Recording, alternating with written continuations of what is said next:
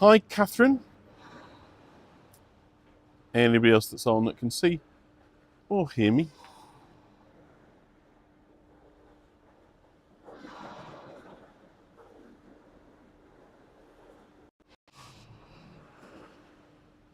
Is there anybody out there?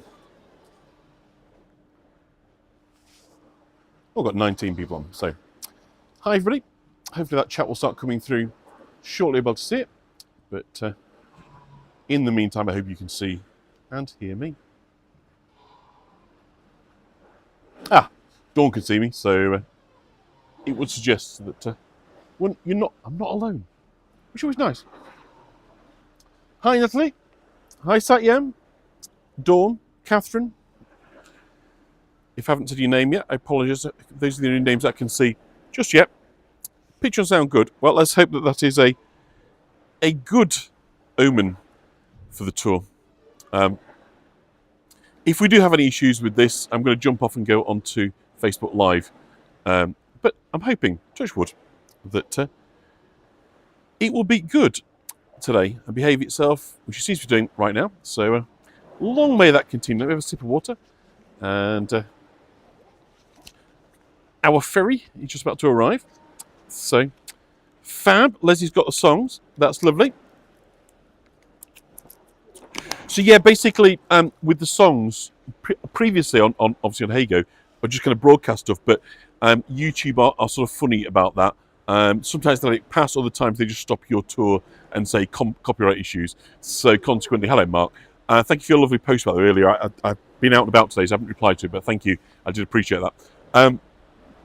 So yeah, I don't want to kind of risk any kind of copyright strike. So it sort of seemed easier as a bit of a workaround for now to do it that way. And I did one in Manchester on Zoom. It worked quite nicely. So do let me know your kind of feedback afterwards, because it's trying to strike a balance, isn't it, between what is kind of the art of the possible, as you might say, and what's free or relatively low cost and so forth, and kind of what works for everybody with a little bit of a give and take, bit of creativity, and sort of the odd workaround here or there. But hopefully that'll be. So here is our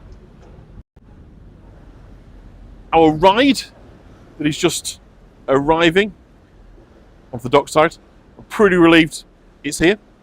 I thought it worked well. Thank you, Catherine. I thought it worked well in Manchester. Let's try it again today, and we'll see if it works out. Just as all these things, we've all had one or two recent experiences of signal issues. So I'm hoping that we can have this one pass off without incident, and we can all enjoy spending time in Liverpool. It's fair to say it's not as warm or as sunny as it's been, but nonetheless, hopefully it will stay dry. And okay, let's never use one dry before. Let's see if they want tickets. It's a little bit grey, a little bit overcast, but it's not quite dramatic sky at the same time, so it isn't necessarily a negative. That so who's actually been on this ferry across the Mersey? I mean, obviously I know you might do it virtually, but who's actually been here and done this journey in person? Anybody on the tour so far? Do let me know. I'm going to film people. See, we're looking out onto Mersey. We'll go up the top. And oh, that was noisy. So here we go. So do let me know about sound, obviously, if we get any sound issues with the volume. But hopefully, oh, there we go. Ding dong ding. One of the most famous ferries in the world. Can you hear that? Please pay attention to the emergency procedure notices displayed around the vessel. I thought you said something interesting. In the unlikely event of an emergency, you will hear 7 short blasts followed by 1 prolonged blast on the whistle. If you hear this signal, please make your way to the life jacket. I'll not compete with this for a minute. Following the assembly station directions. You get the authentic experience, don't you? The buoyancy apparatus on the top deck is in fact the seat. Imagine there's a hostess pointing. Along with the open reverse life rafts, 860 passengers. The crew will be on hand to give instructions and advice. Please note that smoking is not permitted on any part of the vessel, and we also ask you not to stand on the seats or sit on the ship's rails. Okay, We advise got my you instructions. to remain seated throughout the journey. Yeah. particularly when the Advice line noted. is travelling. Catherine's not a swimmer, so right, here we go. So hopefully this will pipe down. First was about 7 years old and a few times since, says Mark. So believe it or not, this ferry crossing actually dates all the way back to 1150, when monks first set up a ferry from Birkenhead, which is the side we're now departing. What's called Woodside, now called Seacombe. I'm not quite sure why that's changed its name, but anyway. So the Birkenhead side, going across, of course, to the city side, to the Three Graces, and so forth. So let us, if we're all here, let's start then. I can't hear it, but I want you to go in there. Let's click track 1. It's the edited version, so it's about 90 seconds, and indulge yourself with a bit of Jerry Marsden, and we'll start again in about 90 seconds. So I'll give you the visuals, you hit the play, and give it some ferry across the Mersey.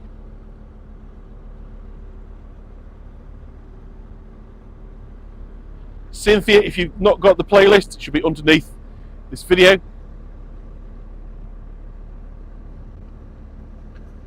It's intended that you press play at the right points on the tour. Give me a thumbs up when it's done. Right, I'm dropping signal.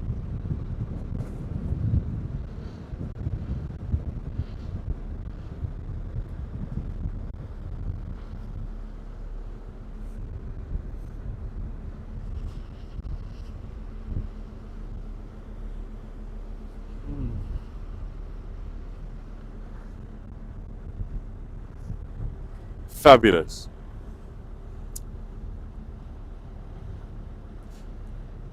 Okay, so his closing line, most famously, Jerry Marsden. To the music. Oh, Sharon, what you do is if there's to be a link underneath the video, and if you click on that, there's a playlist, and you can find it underneath the video, Colleen. So scroll down below this the video window, and some writing underneath, and you should see a link. I promise you it's under there. Fabulous. So for those that haven't struggled, you've got to find it in time for the next one. So of course, Ferry Across the Mersey famously finishes with the line, "And here I'll stay." But actually Liverpool is kind of all about leaving. Think of the lyric. "In the town where I was born, there lived a man who sailed the sea, and he told me of his tales."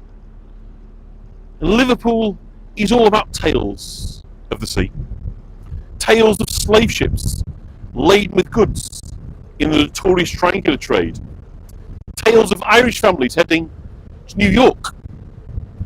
It's estimated that approximately 9 million people emigrated through this port, and at least 4.5 million are estimated to have come from Ireland. Many in the 1840s, when hunger forced many in the west of Ireland to emigrate. And for all of them, this was the last sight of Britain. My great-great-great-grandmother was just one of them.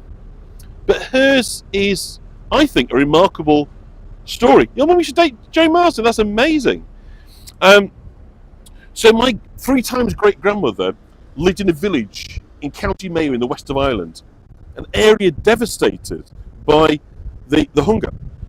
2 of her elder brothers had already left for a new life in New York, and her father arranged a position for her as a nursery maid with an affluent family in New York. There's only one problem. She was madly in love and didn't want to go. But the family was desperately poor and needed her to leave home and send money to them. So, with a heavy heart, she made the long journey, leaving her love behind, but vowing to return. and asking that he wait for her.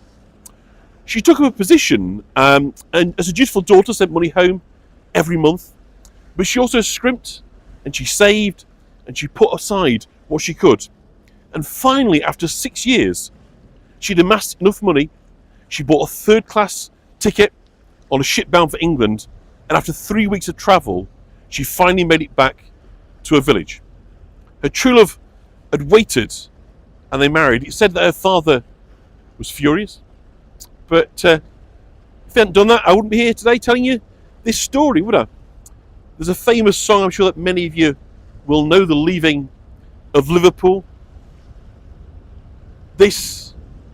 So much of the city is wrapped up in ideas of going, of leaving, and of course ultimately for the Beatles to leave, first for London, America and the world. Before that, of course, Hamburg in 1960 and 1962. Liverpool was a place you left.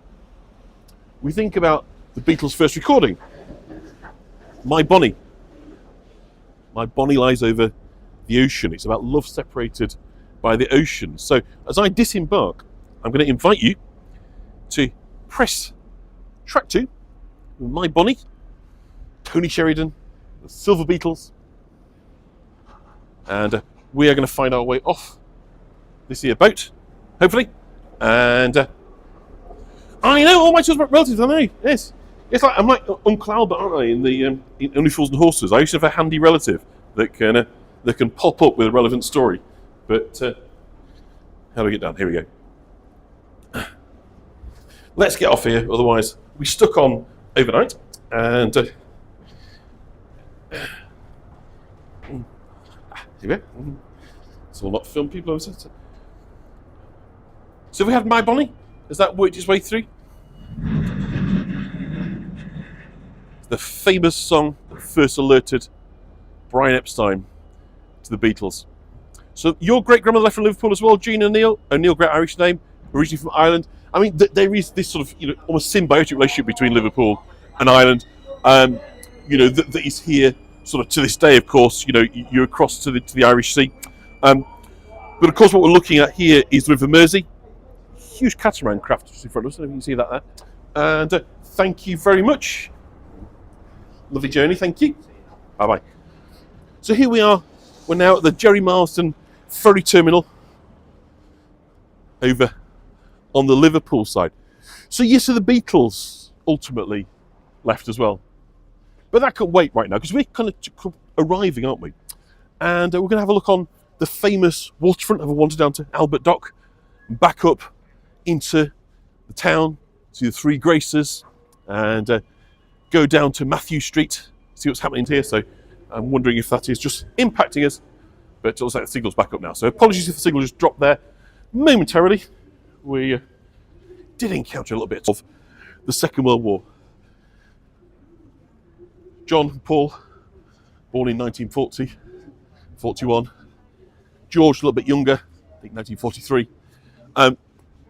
Ringo, 1941. So they were children that were born during war times, and all of their fathers served in either the war effort, either overseas or at home. And Liverpool was a city that was in the thick of the war. Second World War we're talking about here, obviously. From 1940 to 1942, the city faced night after night of bombing raids that devastated much of the waterfront. It's well worth afterwards having a little Google about Liverpool Blitz and damage, because you can see that the area that we're in here by the docks was completely obliterated. And there's a reason for that, and it's because Liverpool's docks were vital to the Battle of the Atlantic. And the Battle of the Atlantic in World War II is unusual because it's the only battle that lasted the entirety of the conflict, 1939, up to 1945. And it was absolutely critical for the survival and the ability for Britain and the Allies in Europe to fight on, because basically it supplied food, weaponry and resources that was coming across from North America, desperately needed support, and the only way that they could get that across was by escorting these ships with Royal Naval vessels to protect them, because the U-boats And the German forces understood that if they could, if you like, get rid of the link across the Atlantic, the Allies would have to surrender. So it was absolutely vital to their kind of war plans, as you might say. And so consequently, whether it was kind of torpedoes, or bombs, kind of minefields, you know, or Luftwaffe attacks on the convoys, it was constantly under threat. And so the loss of life amongst merchant seamen was incredibly high. And so in this area here, we've got a series of memorials which I want to show you, because not least because they are from different countries. So we've got this one for the Merchant Navy by the people of Liverpool.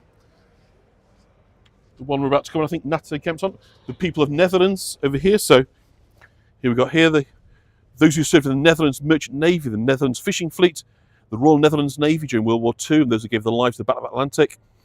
So that's the Netherlands memorial. And as we go round, you'll see different personnel from different nations. It really was a kind of global effort. Australian memorial on this side. This is to the Chinese merchant seamen. China, there's always been a sizable Chinese population here in Liverpool. So we've got here to the Chinese merchant seamen who served this country well during both world wars. It's also very easy to kind of forget about how global these struggles were, and that people from all around the world, all parts of the empire and allies. Over here, we've got the Norwegians. So compare it the Norwegian sailors and airmen who participated in the Battle of the Atlantic during World War II. So this really was a global effort. Again here, in memory of those who sailed from Liverpool on SS Andorra Star, who tragically lost their lives when the ship was sunk by a torpedo, 75 miles off Donegal on the 2nd of July 1940. 1,673 people aboard, over 800, many non-combatants drowned. We've got another wonderful statue here. Sunderland Docks heavily bombed, absolutely done. I mean, this is it. You know, they were very, very aware. The Axis forces, obviously, of where the engineer. Has that brought us up any better? Are we back? Can you see me? Can you hear me? It's telling me that it's come back. So I'm just going to stay here for a minute, just allow the chat to catch up and just see. We're back. Fabulous, fabulous. I must admit, I'm getting a little bit fed up with this Streamlabs. I'm going to try the next tour on Facebook Live, I think, and just have a go at it, because it just seemed to be a bit. Anyway, so we just sort of left behind the good, fantastic. That's name like that. We just kind of left behind the memorials. We're going to head down now into Albert Dock. So yes, so 13,000 seamen were recruited from Liverpool to serve the British Merchant Navy during the Second World War, and these civilians were subject to military rules and discipline, and they all saw active service in the Battle of the Atlantic. So very much it was a battle, if you like, that was supported by the people of Liverpool. And so, as you say, we've seen this number of memorials. Oh, I'm delighted that I'm back. That's good. So let's kind of walk down now into Albert Dock. So the first of the historic buildings down here is a pilotage building. And pilots are very, very important, insofar as that pilots are the people that have the tugs, the small boats, or that can come on board and steer your ship, your very, very expensive ship, into the harbour. Now this, if we look at it across here, looks like pretty much a bit of a mill pond. But actually, the River Mersey is one of the hardest, Superland Bananas, absolutely, one of the hardest, because of the various kind of tides and so forth, channels to kind of navigate. So this Mersey estuary is one of those hazardous tidal waters in the UK. So originally, local fishermen guided the many vessels that were heading to the docks through the kind of shifting sandbanks. But eventually, they set up a kind of pilotage office in 1883, and that's this building over here, rather attractive looking building. And the first pilots began operating in 1883 from this building. And this takes us across to the area of Albert Dock. And Albert Dock now is kind of very much the sort of the centre of the kind of regeneration of Liverpool. But this was an area that, when the Beatles were growing up, would have been just devastated. It was effectively bombed flat, a lot of it out of existence. It had to be kind of extensively rebuilt and renovated. As I say, have a look at the pictures of Liverpool during the war, and you will see that it experienced extensive bombing. I mean, this area was in effect flattened, but they've done a sterling job. River Mersey starts in Stockport and is much easier to cross when the water is low. Thanks, Matt.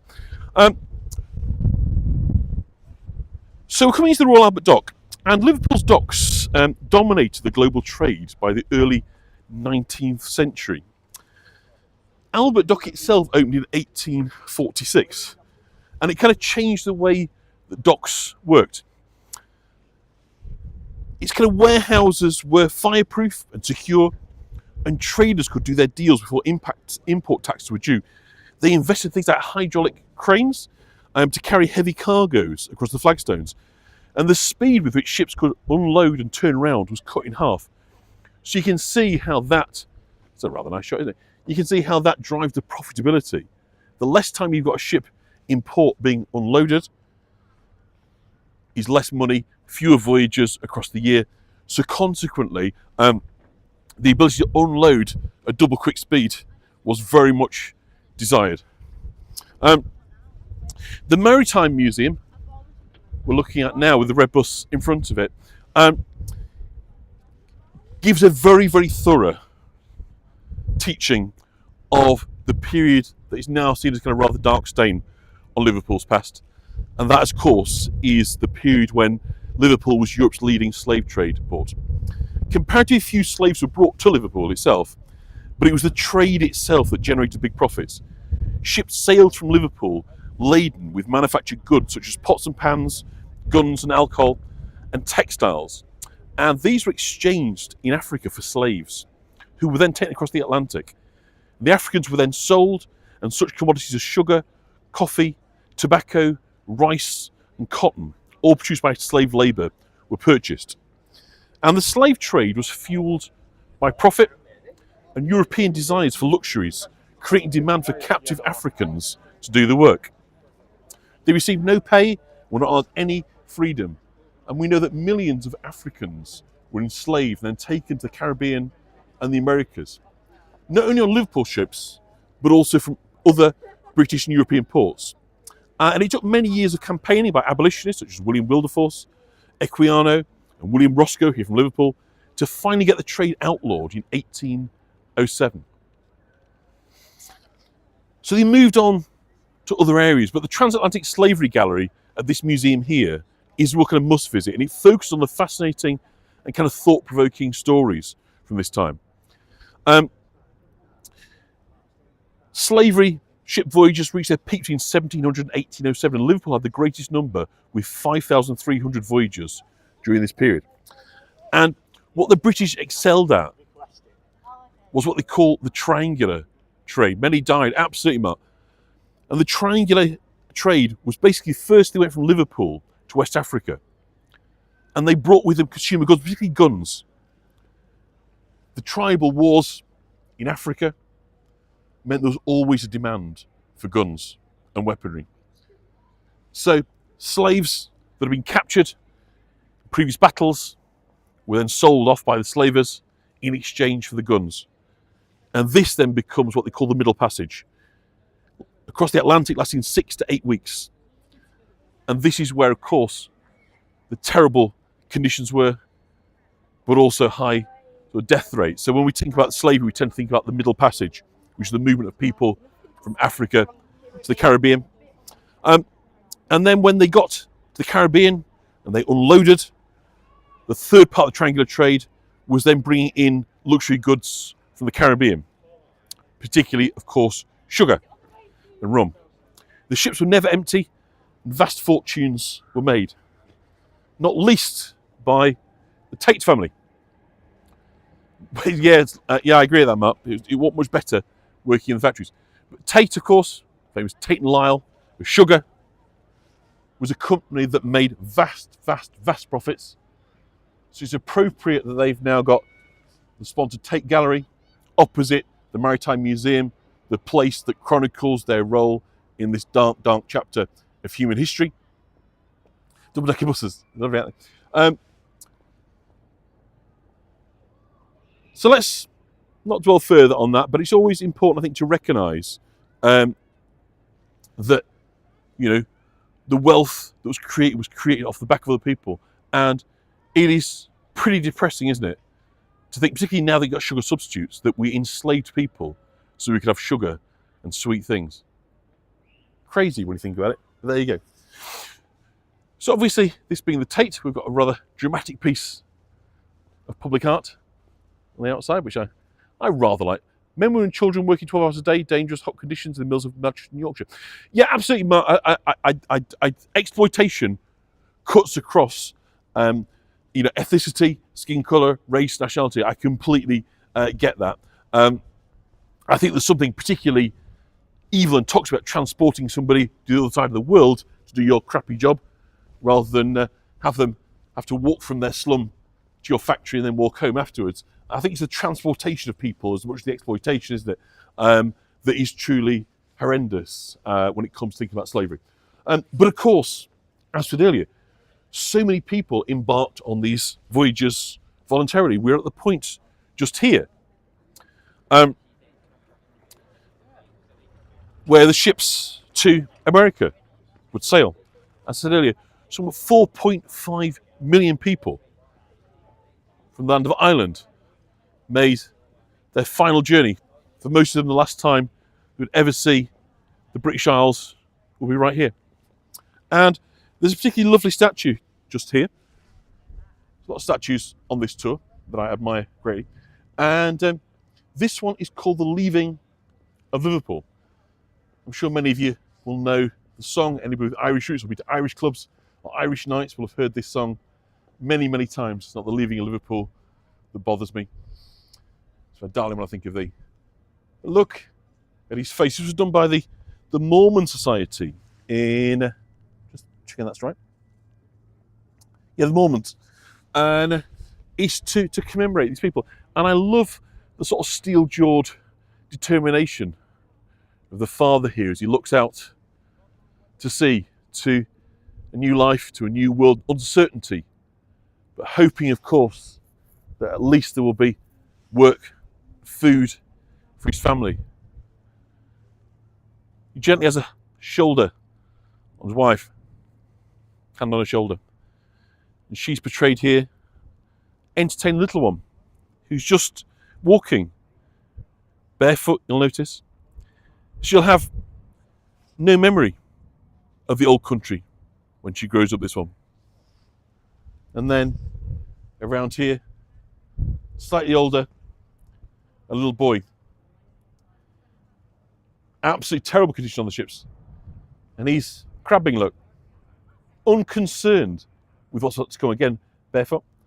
But look as well at what the lady is sitting on, the trunk. How modest we're talking in terms of possessions. What they actually owned. We appear to have maybe a hat box, is it? Perhaps some food, a relatively modest-sized chest, and a hold-all bag. And that's it. That's what they had to take to the new world. So any of you come from immigrant families, whether they're from Ireland or Europe or wherever they come from, this is part of your story. And I think it is an absolutely beautiful statue. I come here every time and look at it. I think it's been captured beautifully, and it just really reflects, you know, and it makes us think as well, you know, refugees haven't left.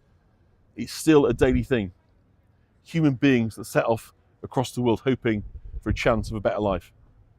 I think it captures it beautifully here. Let's on to our next statue. As we're going to talk about the Beatles, and we're talking really, of course, right now about the sort of city that created them, we've also got a chap here who influenced them, haven't we? So we've got Billy Fury. We've got any Billy Fury fans on? So Billy Fury was born Ronald Wycherley in Liverpool in 1940. He's an English singer, musician, songwriter, actor, and he was an early star of both rock and roll and films. Now, most of his hits came before the arrival of the Beatles. His popularity peaks in 1963, but his kind of gentle crooning was swept aside by Beatlemania. And it probably came as a rueful reminder to him that 2 years earlier, the then largely unknown Silver Beatles had auditioned to be Billy's backup band. However, he'd thought them kind of too rowdy. You listened to My Bonnie a few minutes ago. He's quite rocking, isn't it? Do you know what I mean? And I think he was looking for something a lot more polished. And he was looking to move away from rock and roll. There was a sense at that time, it was a fad, it was passing. They wanted to get into all-round entertainers, into films, into musicals, into variety. So, unfortunately, the arrival of the Beatles made Billy Fury seem a bit old and safe, but he continued to have hits through the 60s, and he actually equalled the Beatles' record of 24 chart hits, though he never actually had a #1 hit single. But most critically, he wrote all his own songs, which was unheard of at this time. And as a result, he kind of paved the way for Lennon and McCartney to insist on recording their own songs. Up until that point, of course, it was all Tim Panelli and music publishers. He kind of combined rough-hewn good looks, great talent, and an underlying kind of vulnerability. And he paved the way he deserves to be remembered. So I'm going to ask you to play track 4, is it, on your playlist? Billy Fury, Halfway to Paradise. Only a small clip, but he is halfway to paradise. And he was known as one of the most well-liked blokes in show business, universally liked by everybody that he came across. Yeah, he died in his 40s, that's right. About 1982, was it 1983? 1983. So there we go, the sculpture of Billy Fury, 1940 to 1983. So there he is, permanently halfway to paradise. So Billy Fury, Ronald Wycherley. And great album, by the way, as well. His first album, Billy Fury, The Sound of Fury, is on 10-inch vinyl. Is a great sounding record. This one's slightly later, Halfway to Paradise, but he had a great voice, great attitude. English Elvis. Elvis was very impressed by Billy Fury. It's not like I mean, he's of course based on. He did, Mark, that's true, and Macca, said he was this great sort of Liverpool bloke, and he inspired them because he was the guy that was from Liverpool. He paved the way, and so by the time the Beatles came along, this idea of somebody from Liverpool writing and insisting on playing on their own records was not new. Sometimes you've got to have somebody kick open that door, and that's what Billy Fury did. So we're going to leave behind now the Canning Dock and the main sort of Dockland areas. I'll show one or two bits and pieces. We're going to head on towards the waterfront. We're going to have a look at the Three Graces, the Beatles statue, before we head down into Mathew. And you can see it's a sort of quite a bizarre mix around here of obviously the historic environment, some rather kind of tired-looking sort of 1970s kind of buildings, very much to Elvis, absolutely. Some super modern ones, and then of course the Three Graces. And of course this got Liverpool into trouble, didn't it, with UNESCO. They not too long ago had their World Heritage status stripped because UNESCO felt that the kind of building of these modern buildings was just so incongruous and so out of place with the overall kind of scheme of the historic environment that they decided against Liverpool continuing to have World Heritage status, which is a kind of shame, because I think if you're going to make a city, cities evolve, don't they, and change. And I think it's better off putting those buildings in rather than the entire waterfront area, because it sort of freezes it in time. So anyway, there we go. That's gone. So we're just coming across the dock now. There's a really lovely statue here. It's all about statues, this tour, actually, of a workhorse. We use the expression, don't we, workhorses. But of course, horses played I don't disagree, Dawn. They are ugly. It's kind of difficult, isn't it? What kind of judgment we put on these things. But it was certainly ugly in here in the 80s before it redeveloped as well. So this is the workhorses. A lovely, lovely working horse monument. As you can see there, he's got his blinkers on, not to get kind of disturbed. And horses, throughout history played such an kind of important role. And particularly, around water, because they could pull boats along. Originally, of course, before barges were powered, it was horsepower, the original power. So I think it's absolutely lovely that we've got this working horse monument over here. And it really is a wonderful place of statues. But I absolutely love that. It's just really captured the majesty of that animal. I'm just going to pull back a little bit from there, because I think you get that's a nice shot, isn't it? I think so too, John. I really dig this statue. I think it's absolutely beautiful. We've got the propeller here of a I've an idea this is a U-boat. I'm going to look silly now if I find this isn't a U-boat. But, oh no, that's right, the Lusitania. I knew it was something significant. Yes, the Lusitania was a bit like the Titanic of its day, 5 years earlier.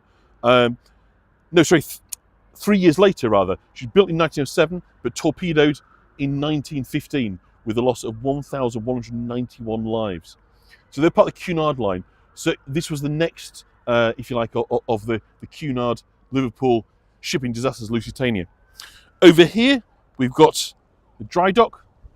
It's a place of repairs to ships. So dry dock, of course, comes in where the water is taken down. They can actually get underneath and work the craft. So how well you can sort of see, it goes very low. So it allows you to get into and to service the boats. Lusitania brought America to the war. Yeah, absolutely. So 1915, that's absolutely correct, Leslie. The public response to the sinking of it, after being kind of rather isolationist, that was enough to convince the American people that enough was enough and it needed to get on board with the effort. So, which way should we go? This way. So we've got the Museum of Liverpool in front of us, and we're on Man Island. And this area was sort of formed in the 19th century as part of the kind of dock complex. So we've got the dry dock on this side. So if I come down that side, you can see that ship's not sat in any actual water. So it allows us to work on the hulls, do that kind of repair work. So it's kind of virtual island. We've got George's Dock on this side, Canning Dock, and the River Mersey on the other side. And there's a kind of narrow bit of land that kind of connects it. And this actually is where the bus, this site here, is where the bus station was. So teenagers coming into Liverpool, see the Beatles in the 1960s, would have disembarked here, and then hot-footed it up to Mathew Street. But it ceased to be an island when George's Dock was filled in around us. We've got another dock on this side. So it really is a very, very kind of substantial area. It was widely kind of known as Albert Dock now, but actually there's a series of kind of docks all the way sort of up this side. Got some more Super Lamb bananas up on those side, for those that remember. Lovely colour, and we're starting to get our first view here of the Three Graces, which are partly shut off, so I'll sort of change my walk slightly. There's going to be some events happening in the centre of Liverpool in the next few days, so they've started creating an event space. But so we'll be slightly pushed out, but in some respects, we'll get a nice view because it'll push up close to them. So the Port of Liverpool building is the first of the Three Graces. Let's get a drink. And along with its sister buildings, the Royal Life Building and the Cunard Building, these waterfront beauties are known collectively as the Three Graces. Oh, sorry. The pirate ship. And as such, this was the essential components of Liverpool's former UNESCO designated World Heritage Site. They were designed in the Edwardian Baroque style, and the Port of Liverpool building is sort of quite monumental in its kind of physical structure, particularly noted for its large, impressive dome, which acts as a focal point for the rectangular building. It almost kind of brings St Paul's Cathedral to mind, doesn't it? Really super lamb banana to Julie. He wasn't happy then. So it stands 220 feet tall, and the Port of Liverpool building is one of the tallest buildings in Liverpool. And a kind of particular notes the highly decorative details so all around. It is wonderful, isn't it, Dawn? It's just got such class. And I think the colour of the stone as well works beautifully. There's lots and lots of maritime references and kind of very, very ornate and expensive furnishings. It was really kind of extensively renovated between 2006 and 2009, about 10 million spent on this building to kind of restore the original features, including the dome. But it's as you get closer to it, you just see how the fine details are kind of being picked out. And it's lovely to kind of note the care that's sort of put into buildings such as this. So that there's no opportunity was missed to create something that was both obviously functional, in other words, it had a purpose, in this case obviously related to maritime and shipping, but that would grace the city and would be a beautiful thing to look at, to behold, was something for pride for the people of Liverpool. And so since its refurbishment, you know, it's kind of gone back to being an absolutely magnificent building. So originally constructed between 1904 and 1907. So it's originally the Mersey Docks and Harbour Board head office for 87 years, known as the Dock Office. That was its name. Some beautiful gates over here. Just bring you to see the gates. Oh, really? That's fantastic. Have a look at the statues, the deck either side. No, I haven't yet, Julie. That's a great question. I haven't been inside. No, that should be on my bucket list, shouldn't it? It'd be a wonderful place to visit. She's grade 2 listed, but isn't it just magnificent? So we'll talk about Cunard building in a minute, but I'll just give you a bit of detailing on how's that? Look at that. It's the opulence, isn't it? The grandeur. You know, it's obviously so successful and wealthy. The money that's being made here in Liverpool through the merchant trade, that it's just reflecting the buildings, isn't it? It just says success and kind of global sort of superiority. It just sort of screams. And it's right from that period, turn of the century, when Britain was absolutely at the top of the world economy. We've been on a kind of gradual slide down ever since, and perhaps accelerate a little bit in recent years, without going into too many kind of details why that might be. But you know, this was when Britain ruled the seas and the world, and it shows. You know, when you're building your head office and it looks like this, you can kind of see the sort of money that's being created. And this is long after the slave trade. This is a good 100 years afterwards. So, you know, whilst of course Liverpool has got that stain in its character, this isn't in and of itself a product of the slave trade. This is more about the success prior to the First World War of the English maritime economy. That basically every ship in the world pretty much was registered here, insured here, you know, and that this was the epicenter of trade. Lloyd's of London Insurance, of course, but almost everything else to do with maritime, Liverpool was absolutely central to it. So our next building is the Cunard building. And Cunard, of course, Sharon, yeah, wonderful architecture. We're looking through the Three Graces now. And of course, these are buildings that the Beatles would have known well, right in the centre of Liverpool by the waterfront. And I think we can go around to the front now. The Cunard building. And in 1914, the Cunard Steamship Company commissioned the construction of new headquarters for their company.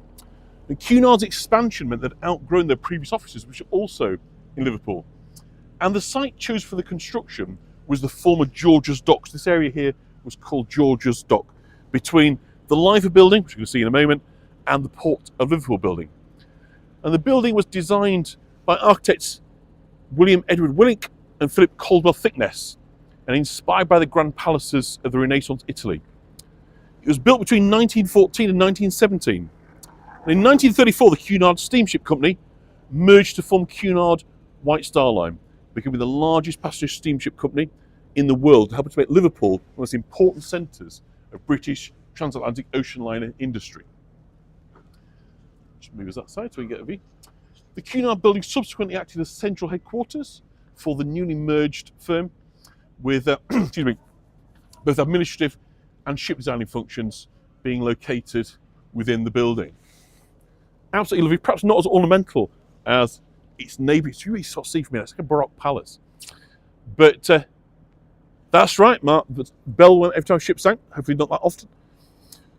So the Cunard buildings here involved the Queen Mary, Queen Elizabeth II, all built finance raised here. So coming to the third of our buildings now, the Royal Liver building, the home of the Royal Liver Assurance Group, which had been set up in 1850 in the city to provide locals with assistance related to losing a wage-earning relative. It's an insurance company.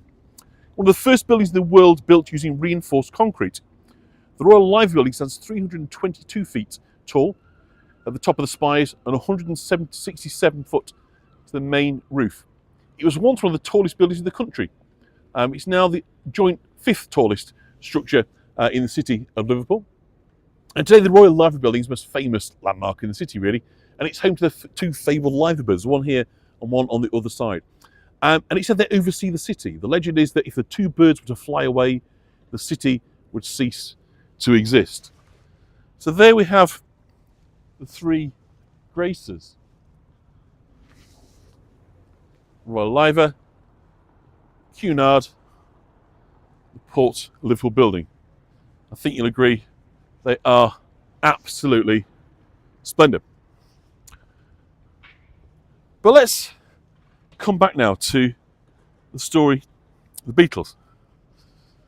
So we know the Beatles had already left Liverpool once in 1960, again in 1962, take up bookings in Germany, in Hamburg, the famous Ratkeller, playing several sets a night, sleeping on the stage, and becoming grown-ups, tearaways, who we want to call them.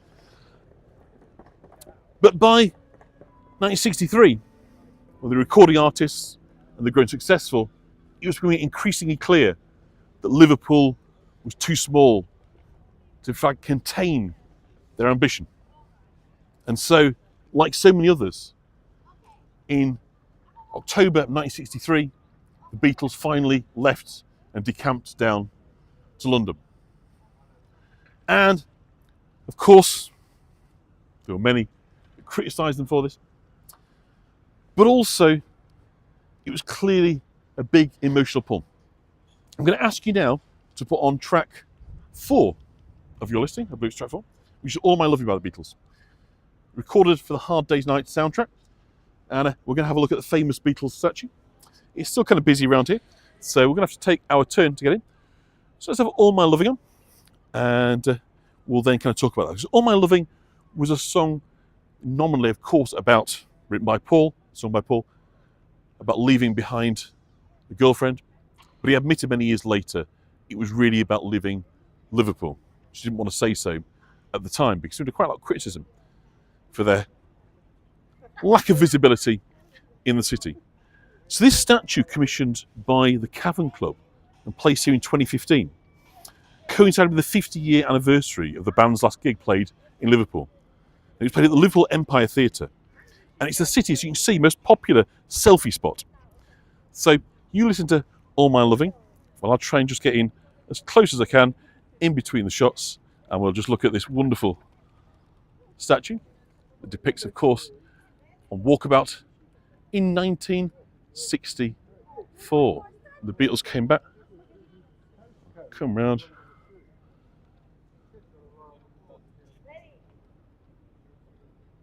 Change the emphasis on your words and sentences. An old fan. So let's get this. It's a wonderful rendering here. John, Ringo, George on this side. It really is a fabulous statue. And it shows them looking out, of course, to sea.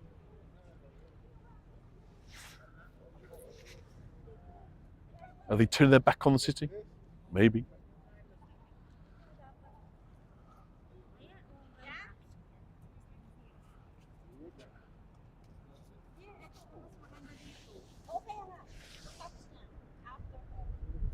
But of course, with the backdrop of the Graces, it really becomes incredibly powerful.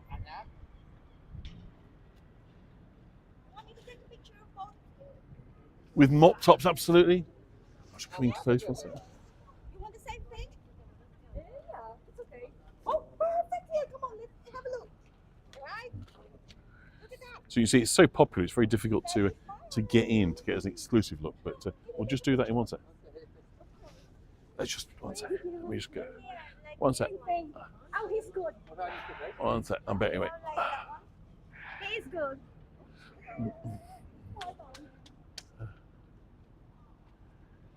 Michelle's favourite was George. So do let me know who your favourite Beatle is. But doesn't this capture them all superbly well? I'll just do them from the back.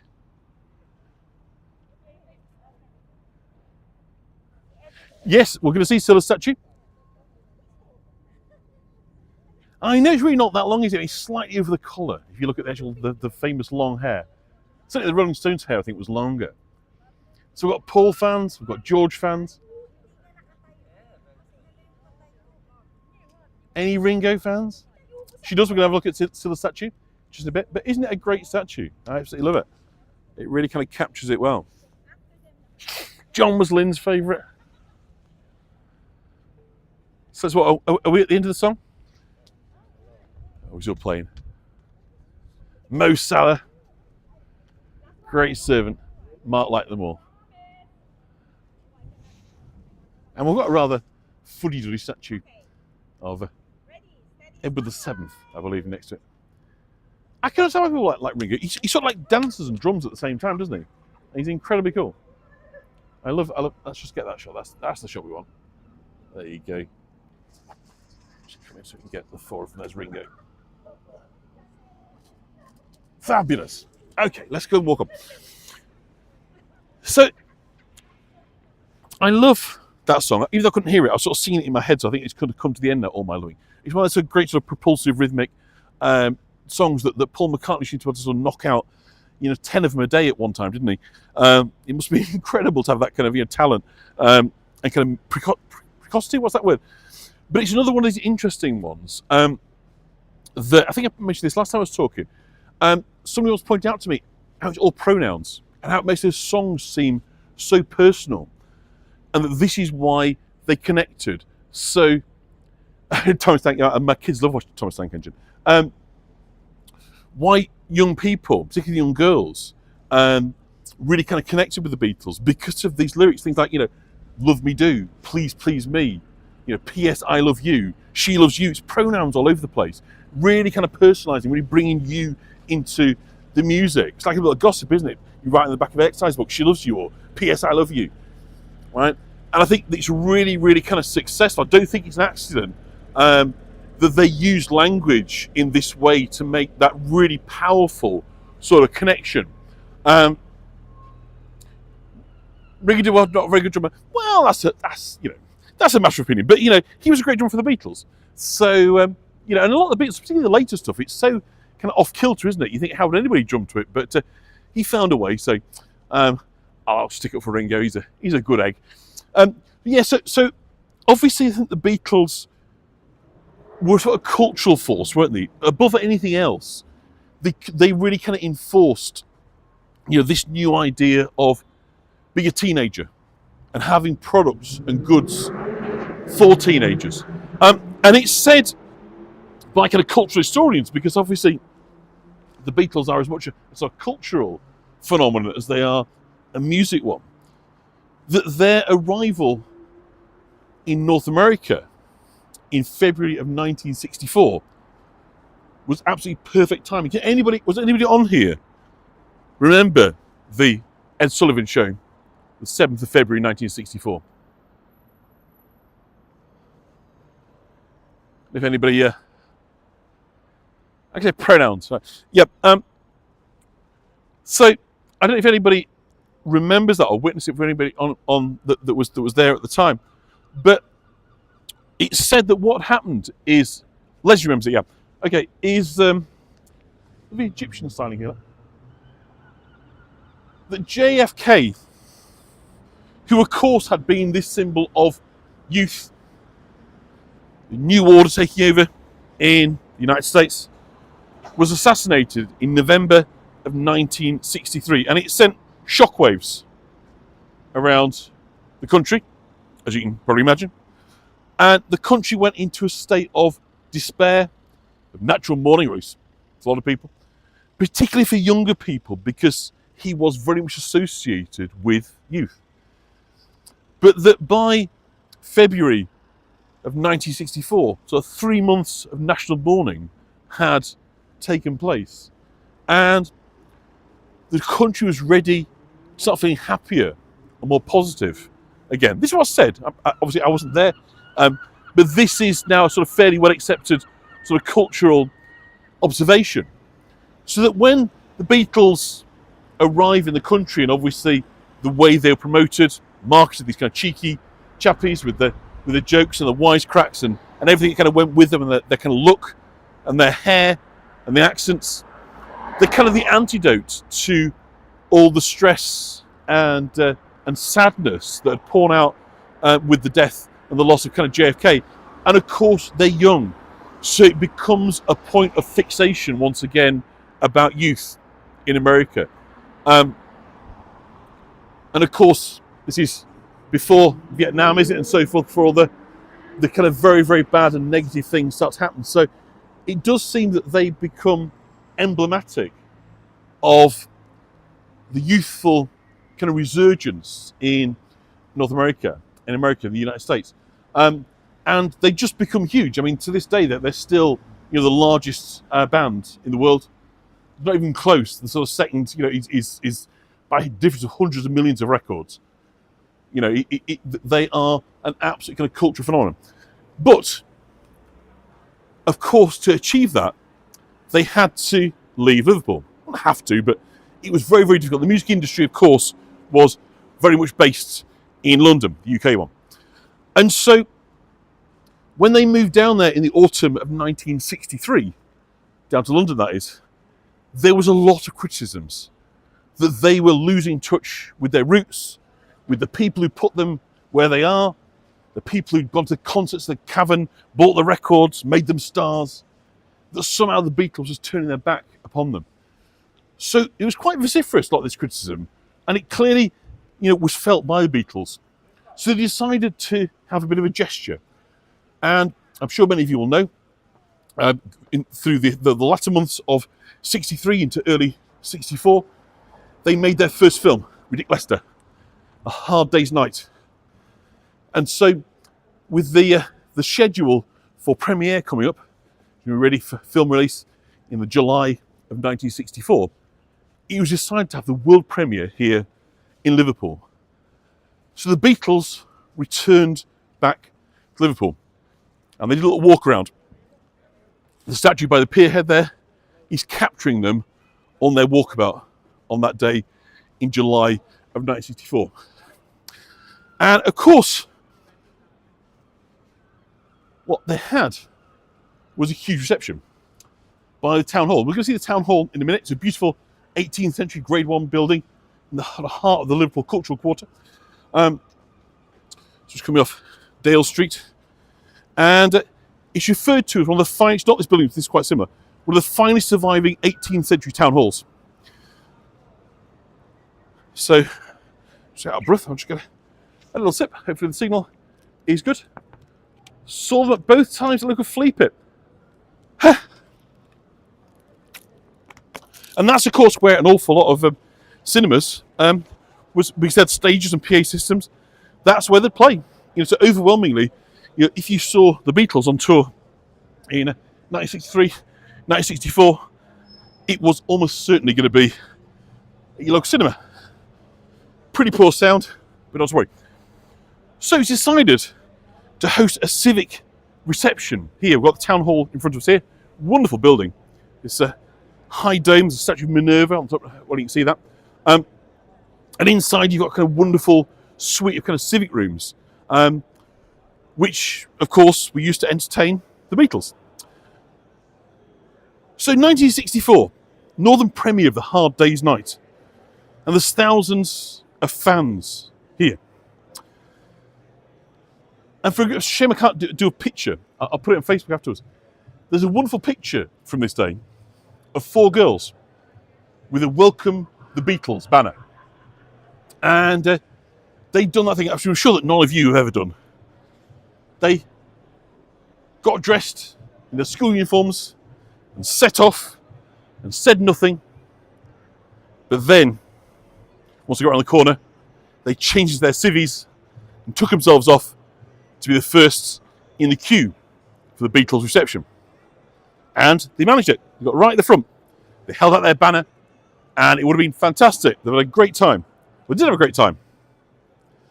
But sadly, a photograph was taken of them by the Liverpool Echo, and as a result of that, when they appeared on the front page the following day, it was sort of the consternation of the teachers, the head teacher, and their parents. It says each of the girls experienced a good hiding for what they'd done, but said it was worth it to see the Beatles. Now, if you can bring up track 5 for those that are following on the playlist, there's an audio clip from 1964 done by local radio that just captures a sense of the craziness. So I'm going to shut up and let you play that. In the midst of it, the Beatles appear on the balcony, right in the middle of the picture where you are. Well, there's people, you might see some people up there.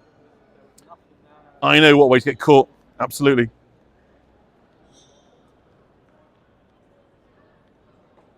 So hopefully you can find that clip, number 5. Beatles, reception in Liverpool in 1964.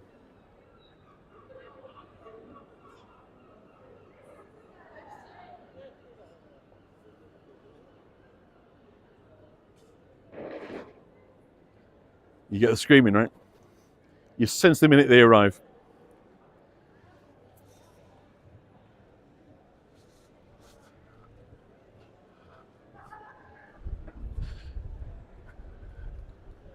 So there we go. For the premiere, or the reception, ahead of the premiere, from here they all took themselves off to the Empire Cinema to go and watch the film. I think that audio recording just adds a bit, doesn't it? Sense of time, sense of place. Just that balcony where those people are right now. In the back row, couldn't hear a thing. Really, Angela? So let's walk on. Hopefully the signal's not been too bad so far, so we should be doing okay. And so Andrew's in the back row. Our schoolhouses are named after them, but can't spell them. Really? Teresa, there's a great open tour bus that plays the guitar. Oh, fantastic. In awe and jealous of those who got to see them live then. Yeah, absolutely. And, we're going to go and see the site of the cavern sort of shortly. But, it wasn't difficult in those days to see the Beatles because they played so frequently. They played almost 300 times at the cavern. Fantastic, isn't it nice? Yeah, well, interesting, away from the docks. It may well be that was just the issue down there, but we'll see on Mathew Street, 'cause I'm sure it'll be kind of busy. So obviously, I'm not old enough to have experienced the Beatles. I was just born, just in time, I suppose, born in 1969, around the time they were sort of finishing up. So I kind of got them through my grandparents, actually. I didn't really kind of grow up in a house of rock and roll. My mum and dad like kind of show musicals and jazz. So we didn't really kind of have like, rock music or Elvis or anything like that. Didn't have any music like that. And I remember one day going to my grandma and granddad's, and remember those red and blue compilation albums? I'm sure many of you will recognise them. They're like the first one is the sort of the Beatlemania sort of songs. The second one is like the more the hippie sort of more sort of slightly avant-garde sort of stuff. Well, it's all good musical stuff, but later Beatles. It's quite divided, isn't it? And mine was a Beatles fan, which wasn't. Well, my mum wasn't either. My mum was into like crooners and stuff. As far as she was concerned, the Beatles had kind of ruined things. She wasn't really into all that. She was kind of jazzer and a kind of crooner fan. And like musicals. So it wasn't for everybody, obviously. But because I hadn't really been exposed to kind of any popular music, sort of the Beatles, when I sort of picked them up about 8 years old, to have these cassettes listened to of the red and blue ones. Was kind of my first exposure really to sort of popular music, and I just found it astonishing, how good the music was on the kind of red album, and how strange the music was on the blue album. All the red ones, all the early hits, like "She Loves You," "Want to Hold Your Hand," "Can't Buy, "Love Me Do," "Please Please Me," all that sort of stuff. But then of course you get on the blue album, and Tommy Steele. Hold that thought, Tommy Steele. He features in a little bit. And the blue album was so different. I mean, Magical Mystery Tour, sort of quite accessible. Things like, obviously, what's it called? The oh gosh, brain fog. But all the kind of psychedelic stuff. Very very different, isn't it? Wonderful. Strawberry Fields Forever. Penny Lane. All those sorts of songs. It just sounded so different. But I'm really kind of grateful that I kind of listened to those, accepted it as just kind of music, because it really opened my eyes and ears and thinking about what music could be and what songs could be, and they're incredibly loose. And I think that's why I agree with Mark when he said a bit earlier about Ringo's a great drummer. If you listen to some of the things, there's no obvious beats to a lot of their later music, but he kind of finds the place to drum, which I think is I'm sure there's technically better drummers around, but I think he was perfect for them. He just seemed to be able to have sufficient looseness to be able to kind of work to whatever he was asked to do, which I think is very much to his credit. So let's go and see the Iron Door Club. So the post-war kind of baby boom meant that by 1960 there were huge numbers of teenagers kind of wanting to be entertained. Most of them were kind of too young to drink, But the sort of pubs, the traditional pubs that are available, they weren't really very attractive to teenagers. In place of sort of old men, a bit spit and sawdust. They didn't really want that. So instead it's the coffee shops and the dance clubs that become hugely popular. And because the kids wanted to dance, the crooners began to sort of pushed aside. Crooners, if you know that term, sort of means, like kind of a lounge type singing, yeah? So they wanted beat music instead to dance to. So every venue needed a live band to perform the songs. So bands were in high demand in Liverpool. And it said between 1960 and 1963, there were over 500 performing bands here. And the biggest stars emerging of the band scene, alongside the Beatles, were Rory Storm and the Hurricanes. Blackbird's a lovely song. Lovely song that. And it said that Blackbird was actually, Paul McCartney wanted to write about civil rights, but he was told it's not a good idea. After all this kind of stamp out the Beatles in America and all that kind of death threats. So he wrote it very coded. So Blackbird, if you listen to the lyrics, think what it's saying, he's actually talking about black people emerging from the civil rights. So didn't know if you knew that, but I only found out fairly recently, but it gives it even more poignancy. So yeah, so Ringo features in Rory Storm and the Hurricanes. You've got Jerry and the Pacemakers, the Searchers, Billy J. Kramer and the Dakotas, the Mersey Beats, Brian Poole and the Tremolos, and the Swinging Blue Jeans. So collectively they're known as Mersey Beat.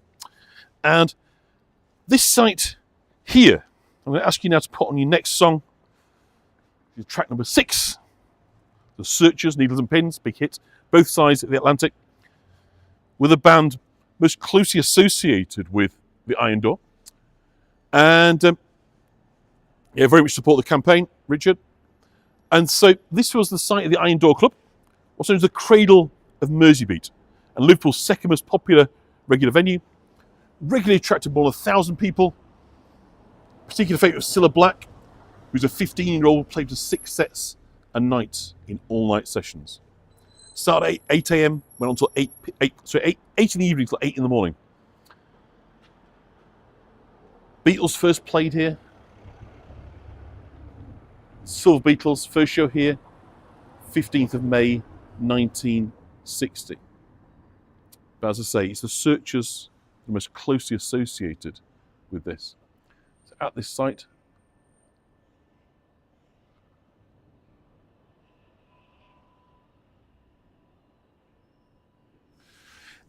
Needles and Pins is just one of those songs, isn't it? Immediately, you just think it's a classic. You can't. It couldn't be any more perfect, could it? So bringing us the sound that conquered the world, the Cradle of Mersey Beat. So this was, after the Cavern, this was the second most important site. And of course, unfortunately, like so much else here, it's been demolished and anodyne and strange buildings to replace it. There was certainly in the 70s and 80s very little respect of Liverpool's cultural heritage. And so as a result of that, Angela like the Mersey sound great. They seem to be it's a sort of very careless form of love, as you might say, which allows these buildings, these historical buildings, to be sort of swept aside in the name of progress, particularly to build something as uninspiring as that. I'm sure there must be other spaces they could have built that building, but there we go. The choices we make, decisions we take. But so often I find myself on these tours wondering, how was it that a bunch of people, notionally elected because they were sensible and capable, should say, yep, let's pull down the Cavern Club and build something else in its place? How do you ever get to thinking that that is the right decision to make?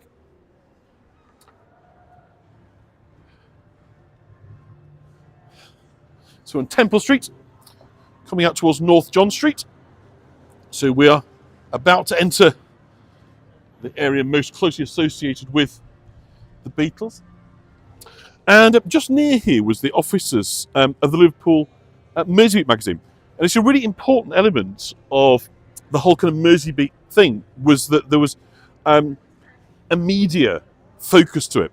So the Mersey Beat newspaper launched in 1961 to report on the kind of extraordinary beat boom that were kind of taking over the city. Run by Bill Harry and Virginia Sowery from an office just down the side street, just where we are now. And one of the popular things that they ran were readers' polls. regular readers' polls, who the best band is, who's the best singer, who's the best guitarist. You know, I think we still do today, right? Lots of ways to engage with this audience. It's kind of voracious for news of their favourite acts. And famously, in January 1962, the Beatles won the Most Popular Band Award. And this was very, very hard fought between Gerry and the Pacemakers and the Beatles.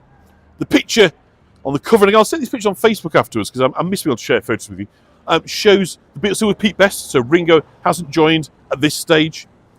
And it's widely thought at the time, I mean, all manner of skullduggery involved on both sides. On both sides, there's been a great deal of skullduggery. Go on, what you do? Yeah, fantastic. Thank you very much. Well done. Congratulations. So, what was I say? A bit thrown there from him. And I was a spammer, so my eyes aren't really big enough for a lot of the text, so I'm glad that the spammer has been caught and dealt with. I'll leave that in your capable hands. It's a shame. So it's thought that both the Beatles and the Gerry and the Pacemakers were so desperate to win, the vote was influenced, should we put it that way.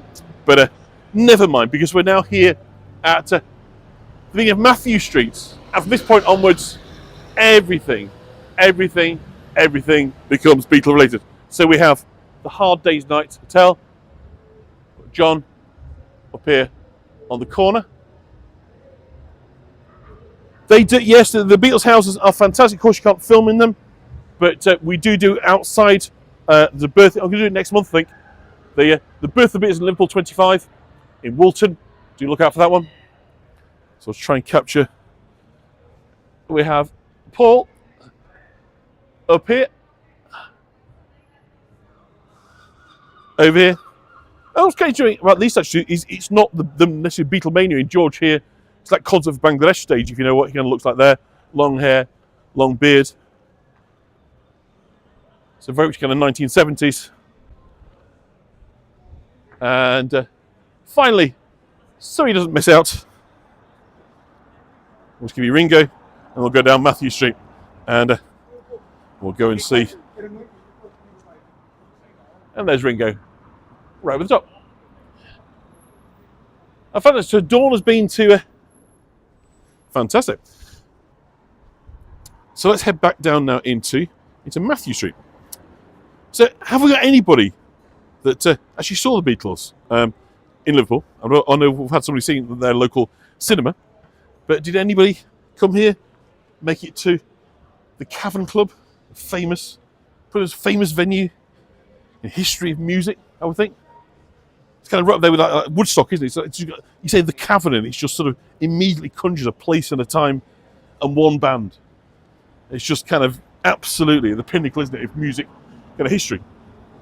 And that was here on Mathew Street. Got Cilla there. Not quite sure what Alvin Stardust warrants second billing, or indeed why we have Freddie Mercury. Not doing Liverpool's my knowledge, but there we go. Perhaps I'm missing something. So the Beatles are kind of synonymous with the Cavern Club, and the original location, Cavern Club, was here in the cellar, of course. Famous book by Brian Epstein, A Cellar Full of Noise, describes encountering the Beatles for the first time. So we see John kind of waiting by the cavern, and the Beatles played here a total of 292 times, with the first show being on February the 9th, 1961. They'd actually played there as the Quarrymen as well back in 1957. And their gigs were mostly lunchtime affairs, which is kind of fascinating, isn't it? It's, Dawn came as a kid to the Cavern, oh wonderful. And so it was mostly office workers that came to the shows. You imagine kind of dashing off for an early lunch, can't you? Coming in here. And it said there was a particular smell of the Cavern, because it's a tiny cellar bar, obviously below where we are now. But you often get crowds of 1,000 crammed in. And so there's nowhere for the heat, for the smoke, the sweat to go. And it just runs down the walls. And apparently they had to bleach the walls on a daily basis. And so it had a very distinctive smell of bleach. Those that came here on a frequent basis will tell you about the smell. Adam in the Tavern, very claustrophobic, but good. Yeah, I mean, you'd have to just kind of accept the claustrophobia as part and parcel of this experience. But it just seems so strange to me to think of it as being a lunchtime thing. That, you'd nip off from your desk, grab a quick bite of your sandwich, and then head down into the cavern to see, this kind of noise, this sound, and it would just be, absolutely captivating. So we've got the Wall of Fame here, all the names of the acts that played over the years, literally 100, most of them comparatively unknown. It wasn't a huge venue, after all. One or two names pick out you've heard of, but for the most part, it's relatively small acts. But I do love this picture of John. It's so casual. It's very similar to the cover of Rock and Roll, John Lennon album, I think from about 1975. The album he did with Phil Spector. I think it's sort of capturing that kind of look. So, the Beatles were promoted to evening shows in 1962, and there's a famous film. TV came and filmed them in August of 1962.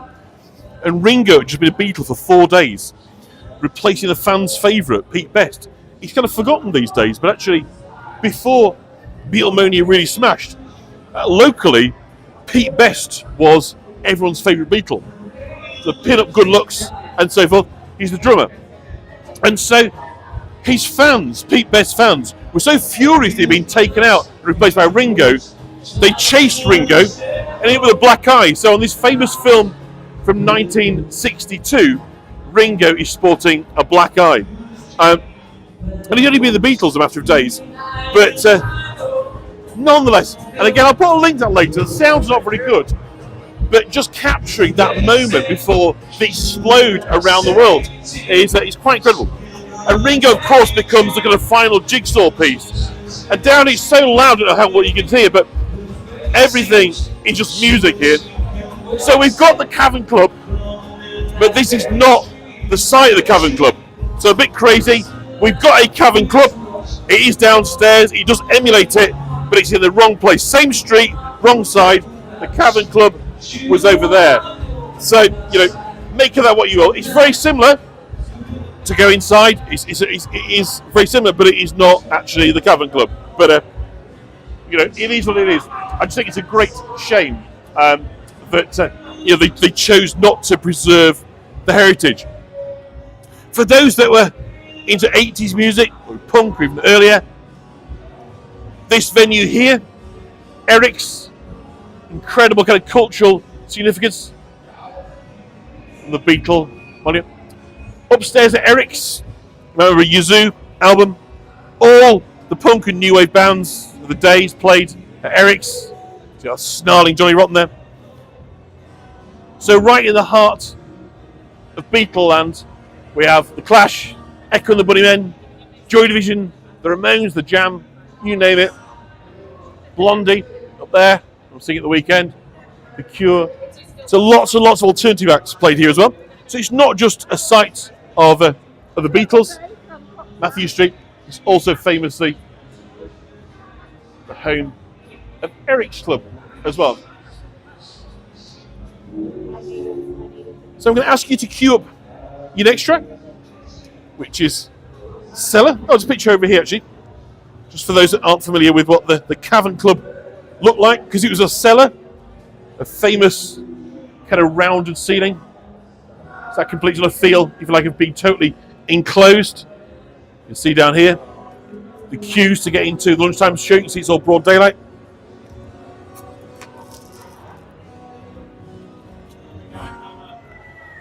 And so Cilla famously was the worked on the door. She was a hat check girl. Went to the cloakroom at the Cavern.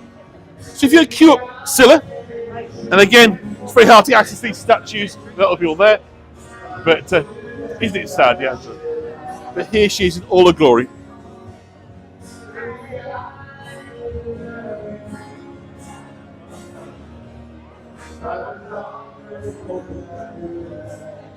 So we get closer in a minute.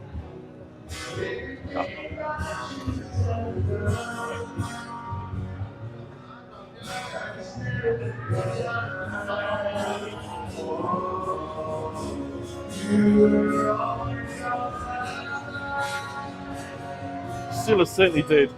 A little lass with a great big voice and a bigger heart. And she was born Priscilla White. She came to be called Cilla Black by chance. It was a mistake in the music magazine. She'd have been Cilla White, they wrote Cilla Black. She liked the name and it stuck. She was very much taken under the wing of Paul McCartney, who wrote her first 2 hits. And he encouraged Brian Epstein to manage her. So she became sort of protege of Brian Epstein, and he focused a lot of his activities once the Beatles were more studio bound, operating Cilla. She was very, very close to Paul McCartney, and they actually backed her on her first recordings, but it wasn't a good match, her voice and their music, so they moved on to writing her stuff. And Love of the Loved, her first song, was written by Paul. And it charted in October 63, but it's the follow-up that made Cilla a star in 64, Anyone Who Had a Heart, which hopefully you'll be able to hear on your song lists. Isn't it wonderful? It's not long been back because it was had to be repaired. A delivery van reversed into it and knocked it out. So the first time I came down here, it's meant to find Cilla. All I could see was her feet. The Rubber Soul, Beatles bar. It is! Brilliant statues. So we've got all the Yellow Submarine. Look up here, the blue meanies. And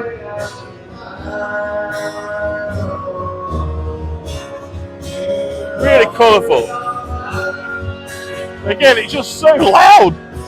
Everything is so loud here. But that's good. I'm not going to complain about being in the music city and the volume. This pub here, the Grapes, was very, very famous as a place where the Beatles would come and have a pre-show drink during intervals, dash out, grab a pint, and swat down, getting cooled down presumably coming out of the. So lots of associations with the Grapes and the Beatles, photos of them inside. Oh, that's noisy. Sharon Smith was really good, wasn't she? Yeah, if you haven't seen it, if you can find it on sort of on-demand TV, was it just called Cilla? I can't remember exactly the name of that show, but Sheridan Smith, who is an actress from this part of the world, portrayed her brilliantly. She really kind of captured her. It was one of the sort of great. I mean, she's a great actress in everything she's in, but that was a particular kind of highlight. So we're going to have Rainford Square. We were talking about Cilla's manager, Brian Epstein, a little earlier, and there's a really nice statue of him. And Brian Epstein, of course, was really important. Right at the beginning of the tour, and I think number 2 on your playlist, is one of the rough early versions of My Bonnie. And it was a song, My Bonnie, recorded with the Beatles and Tony Sheridan in 1962, that begins the famous association with Brian Epstein and the Beatles, because somebody goes into the NEMS record store. So Brian Epstein's parents run a very successful furniture store, like a department store in Liverpool, and they want him to come into the family business, but he kind of wants to be music and entertainment, and so he persuades them to open a record store. And it's quite easy in Liverpool to get rare and unusual music because of the sailors and the ships coming in all the time. So imported music was quite common. So often trends in Liverpool were a long, long way ahead of what was happening elsewhere in the UK because of the access of people coming in, bringing records in from America, from Chicago, from New York. There's kind of different sounds, different beats, jazz, blues, etc. And so he decided he wanted to set up a shop within the shop. So within the department store, he set up his own little record shop. And one day, a teenager walked in and asked if there was a copy of My Bonnie by the Beatles. And he'd never heard about him. And so he had to go off and research it. At this time, it had been recorded, of course, over in Germany. Been recorded in Hamburg of this song. But he eventually managed to procure a copy, quite a few copies, and they sold out instantly. And then actually found out that this band wasn't from Germany, they're actually from Liverpool, and they were back. And so he went out to see them. And in the book, A Cellar Full of Noise, it describes his first encounters with them in the cellar. And of course, he was utterly captivated. And it's no secret now, although of course it was a matter of scandal at the time, that Brian Epstein was gay. In fact, most of the managers in pop music at that time were gay men. Larry Parnes and the like. The reason being that it seems that there was a similar attraction that what gay men liked and teenage girls liked, so they managed to be good spotters. So here's Brian, wonderful statue he's got him, and he's just opposite, and this is where the Nems store was, just where it's now the Lobster Pot Fish and Chips. So it's lovely that Brian has now got his own statue, and they were looking to have Epstein. I mean, he probably got to a stage where he was a bit out of his depth, and some of the deals that he signed weren't really in their best interest in the long term. But without him, it's impossible to believe that they could have got so far so quickly. It's a lovely likeness, and of course Brian died in 1967, not long after the Beatles had come off the road, when he very much felt there wasn't really a job for him anymore. He did in effect become their on-the-road manager. They didn't really have him involved in the music side of things. So consequently, they... Sharon, just email me who this spammer is. I'll look out for it and alert the other guides, and we'll see if we can block this person. So he died, and he sort of very much fell apart after the Beatles stopped touring. He felt that there was no kind of purpose for him anymore. But he played a tremendous role in their growth. So there he is, Brian Epstein. And see, on the 9th of November 1961, Brian Epstein left his family-owned record electrical store, Nems, at 1214 Whitechapel opposite, and walked to the cavern to see the Beatles for the first time. He managed them through Nems Enterprises in his many other Liverpool hitmakers, including Cilla Black, Joe and the Pacemakers, Billy J. Kramer, and The Foremost. That's actually from July 2002, so quite recent. And he's on his way there to see the Beatles. Isn't that lovely? A brand new statue. The City of Statues has got another one. And I understand that in the near future, I'm not quite sure when, a statue of Jerry Marsden, who's the only man to ever receive the Freeman of the Ferries, will be commissioned on the waterfront. So looking forward to that. Long overdue. It'd be great to have a statue of Jerry. You'll never walk alone fame. And of course, ferry across the Mersey.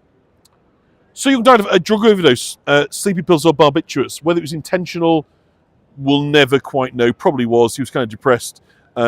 He was in a series of problematic relationships. He was obsessed with what they call the rough trade.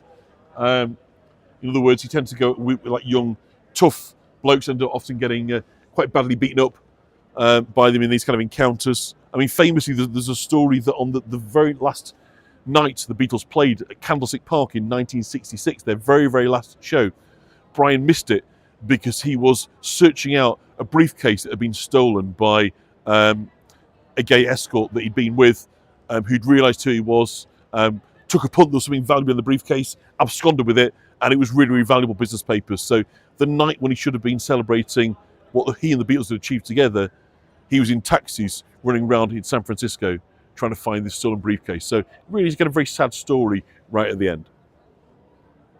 Such a sad. So the reason I'm putting here on Wong's is this was the site of Hesse's musical store. So opposite Nems, you have the department store on this side. So we've now got, as you see, a kind of an arcade type thing.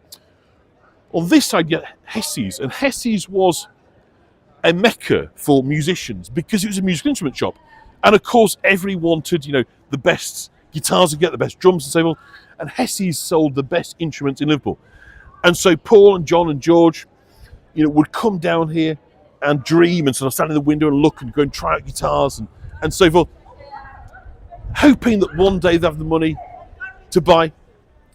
And once they got the booking in Germany, John went to speak to Aunt Mimi and begged to Frank Hesse Limited, 62 Stanley Street, where the Beatles bought their first musical instruments. And he absolutely nagged Aunt Mimi. There you go. It was, he nagged, and eventually Aunt Mimi gave in, and she bought him a guitar. He was going to pay her back. Cost £20. And of course, John, being John, never paid back a cent. But I don't suppose Aunt Mimi would have minded too much. He went on to use that guitar all the way through Hamburg, and was still playing at the Cavern going into 1963. And interestingly, that guitar that Mimi spent £20 buying was sold in 2005 for £230,000. So it's a pretty good investment, all told. But it just how small this kind of world is, isn't it? You know, we've got NEMS, we've got Brian Epstein over there, we've got the guitar shop, we've got the cavern. This is this kind of epicenter of the Beatles in Liverpool is in such a small kind of footprint. Yeah, so many died young, and of course, you know, sadly, John Lennon, you know, amongst them, dying age of 40. And George wasn't that much older, was he 56, 57, I think, when George died. And so many of these figures, obviously Jerry Martin did actually live a good life, and obviously Cilla's gone as well. So many of the figures from this period and from this tour, unfortunately, are no longer with us. Billy Fury, of course, died young as well. But hopefully they knew how loved they were, how loved they'd been, and that they didn't feel lonely. Because for the final track on your playlist, we've got a song that is all about loneliness. And of course, it is the song Eleanor Rigby, which I'm going to ask you to queue up on your playlist. And I hope that for many of you, if you were suffering loneliness is a thing of the past, we've found this community on here. But we appreciate all of our kind of low moments. And this is actually somebody mentioned earlier about Tommy Steele. It was Tommy Steele, actually, that commissioned and carved this wonderful sculpture of Eleanor Rigby. So I'll just come in and give you a shot. So I'll keep you off the camera. Thank you. Oh, that's all right. No problem. Isn't it? Just wonderful. To all the lonely people. This faceless Eleanor. Feeding the birds.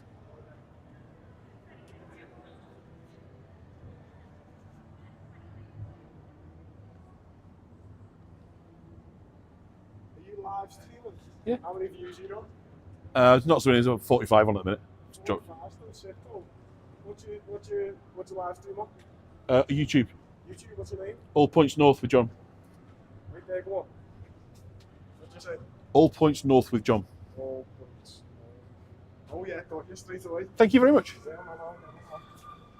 Cover all the North. Based in York, but cover the North. Yeah, to do like all like mad walks and that. We've just been on one today, that's from Fisherman's Path. Always nice to find new people. Isn't it wonderful though? So Tommy Steele, you know, we think of him obviously as being, you know, singer, music kind of guy, actor, but of course very, very talented actor as well. So fan club, not quite, but hopefully going forward, you never know. And but isn't it a wonderful kind of rendition? You know, they just managed to capture that kind of isolation and loneliness. I think beautifully there. It really is wonderfully kind of rendered. So tribute to all the lonely people there. So cheers, nice talking to you. Bye bye. So I do hope that. Oh, I know it's such a sad song, isn't it? You know, but you know, again, and you think how young Paul McCartney was when he was writing that song. You know, it's, and again with Yesterday, you think, how does somebody looking back now? Because I heard these songs first time when I was a kid, and just thought obviously they're amazing and very different. But now that I'm in my 53, right? I never remember exactly. I think, how can somebody in their early 20s or even mid-20s have the emotional intelligence to write something like Yesterday or Eleanor Rigby? It just sort of seems beyond the scope of what ought to be possible. Super talented, absolutely, yeah.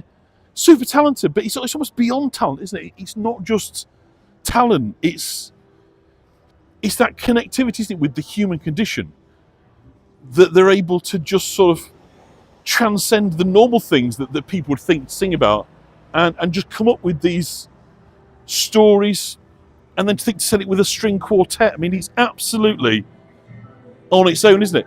So I think what we're going to do is, just to sort of finish up, I'm going to walk us one more time along Mathew Street.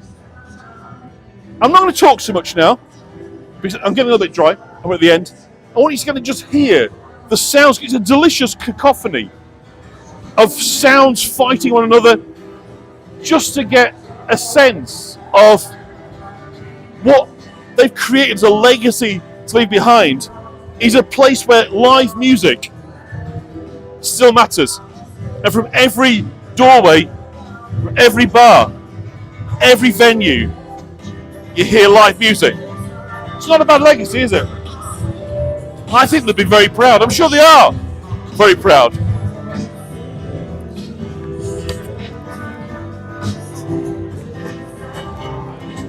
But everywhere, performers.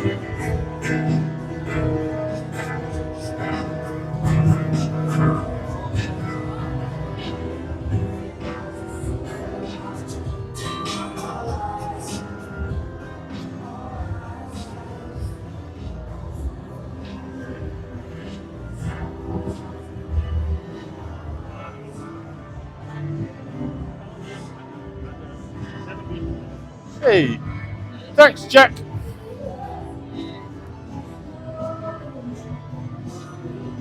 So just the sound of Mathew Street is just... every place you go is a different song, and your brain's all trying to catch up. You can't quite process it. It's an amazing place, it really is. It's a short little street, but it's just packed with just so much fun and vibrancy, and everybody's here for the same reason, just to buy into and just drink up the unique atmosphere of this street that gave so much to world culture, or actually the formative years. And I guess most of the truly important work by the Beatles was done elsewhere. But its seeds are here. And that's what you can tell, is you can tell that this place has got authenticity. Even though they messed around with it, disastrous decision to knock things down, there's still the sense of the authentic here. The place where it happened. And I think that gives it a unique sense that can't be matched elsewhere. You can go to Abbey Road Studios, I guess that would have a sort of similar sort of vibe, but there's something more rough and ready about Mathew Street, because it's where they learn the craft, where they develop the fan base, where they learn what it takes to succeed as a band, playing together, working together. So it really is, I think, the ultimate destination for Beatles fans. So I do hope that you have enjoyed our time together. I think if you go up to the top of the chat, there is a pin thing for those who are able to leave consideration. That'd be most grateful. I do hope you've enjoyed our time. Liverpool, sorry about the signal issues a little bit earlier on, but I think they seem to have behaved themselves rather later. So I wonder if it's just at the waterfront end is the problem end. But I've really, really enjoyed this. I always enjoy coming to Liverpool. And I think next month I'm going to come again, and I'm going to do the Birth of the Beatles tour, which is when we'll go to Woolton. Woolton, a fantastic place where John Lennon's home is. Paul McCartney's isn't far away. And we'll walk the streets where they hung out as teenagers. We'll go and see the place where they first met. The famous band. We'll see Eleanor Rigby's grave. You name it. All see on that tour. So I hope, come and join me on that tour. Other places before that. Just get out and about again. But of course, with Humphrey the lad at home, needing 24-hour oversight, it's limited to what I can do at the minute. So doing more at-home stuff. So do look out for that as well. So thank you, everybody, for spending time with me this evening. I've really appreciated it. I never take any of it for granted. We absolutely adore that we're able to still do this, even without the support and wraparound of a company like Hago. We're gradually feeling our way towards something that feels, hopefully, sustainable.